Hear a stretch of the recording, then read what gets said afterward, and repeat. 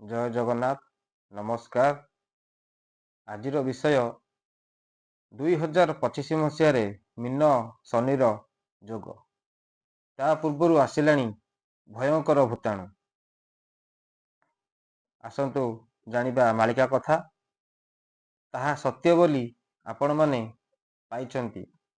ସତ୍ୟ ସତ୍ୟ ମହାସତ୍ୟ ଅଚ୍ୟୁତାନନ୍ଦ ମହାପୁରୁଷଙ୍କର ଭବିଷ୍ୟବାଣୀ ମାଳିକାର କଥା ପଞ୍ଚସଖାଙ୍କର ବାକ୍ୟ।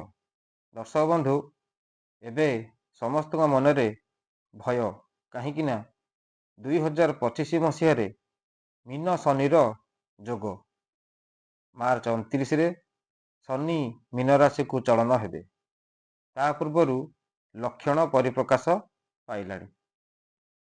ମହାପୁରୁଷ ଅଚ୍ୟୁତାନନ୍ଦ ମୀନ ଶନିର ଯୋଗ କଥା ଲେଖିଛନ୍ତି। ତେବେ କ'ଣ ଲେଖିଛନ୍ତି ନା, ଏହି ମୀନ ଶନି ଯୋଗରେ କଳି ଯୁଗରେ ବଡ଼ ସଙ୍କଟ ଘଟିବ। ଖାଲି ଘଟଣା ନୁହେଁ, ଦୁର୍ଘଟଣା ମଧ୍ୟ ଘଟିବ। 2025 ଆରମ୍ଭରୁ ମଧ୍ୟ ମୁଣ୍ଡ ଗଡ଼ିବ। ଏହି କଳି ଯୁଗର କରାଳ ଗତିରେ ଛକ ଛକରେ ମୁଣ୍ଡ ଗଡ଼ିବ। ଅଚ୍ୟୁତ କହେ ମୋ ବାକ୍ୟ ଧ୍ରୁବ। ନିକଟେ ଆପଣମାନେ ଦେଖିଥିବେ ମଧ୍ୟ ଯେଉଁଭଳି ଭାବରେ ଭୁବନେଶ୍ୱରରେ ମୁଣ୍ଡରୁ ଗଣ୍ଡିକୁ ଅଲଗା କରି ଦିଆଗଲା। ଛକ ଛକରେ ଯେମିତି ମୃତ୍ୟୁ ଜଗିକି ବସିଛି। କଳିଯୁଗର କରାଳ ଗତିରେ ଗଳି ଗଳିରେ ଗୁଳି, ଛକ ଛକରେ ମୃତ୍ୟୁ ଜଗିକି ବସିଛି।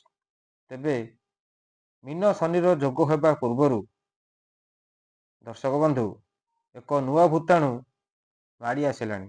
ସେହି ଚୀନର ମହାମାରୀ ଭୂତାଣୁ କରୋନା ଭୂତାଣୁ ଭଳି ଏକ ଭାଇରସ୍ ଦ୍ରୁତ ଗତିରେ ବ୍ୟାପି ଚାଲିଛି, ଯାହାକି ଚୀନରେ ଏପର୍ଯ୍ୟନ୍ତ ସୁଦ୍ଧା 19 ଜଣଙ୍କର ମୃତ୍ୟୁ ଘଟିଛି ବୋଲି ସୂଚନା ମିଳିଛି।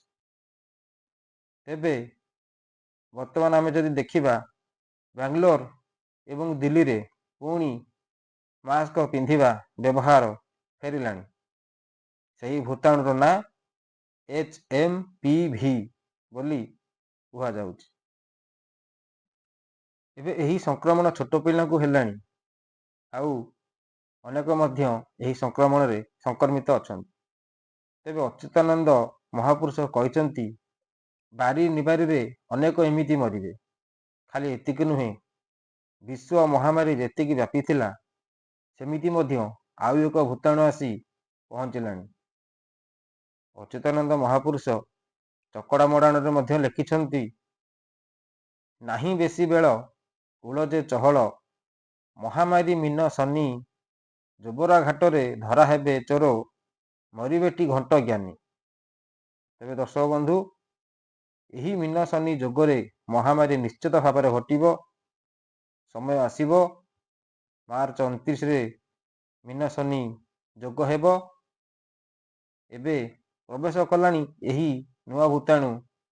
କେତେ ମାଳିକା କଥା ସତ୍ୟ ଏବଂ କେତେ ମିଥ୍ୟା। ଦର୍ଶକ ବନ୍ଧୁ, ଏହି ମୀନ ଶନି ଯୋଗରେ ବାଡ଼ି ମହାମାରୀ ହଉ ବୋଲି ଅଚ୍ୟୁତାନନ୍ଦ ମହାପୁରୁଷ ଲେଖିଛନ୍ତି। ଏବେ ତାର ତାଣ୍ଡବ ଚୀନରେ ଆରମ୍ଭ ହୋଇଗଲାଣି। ତେବେ ଆମେ ମହାପ୍ରଭୁ ଜଗନ୍ନାଥଙ୍କୁ ପ୍ରାର୍ଥନା କରିବା ଯେ ଏଭଳି କରୋନା ଭଳି ମହାମାରୀ ସୃଷ୍ଟି ନ କରନ୍ତୁ। କାରଣ ସୃଷ୍ଟି ଯାହାର, ଦୃଷ୍ଟି ବି ତାହାର। ତାଙ୍କ କୃପାରେ ସବୁ କିଛି ବଦଳିଯିବ।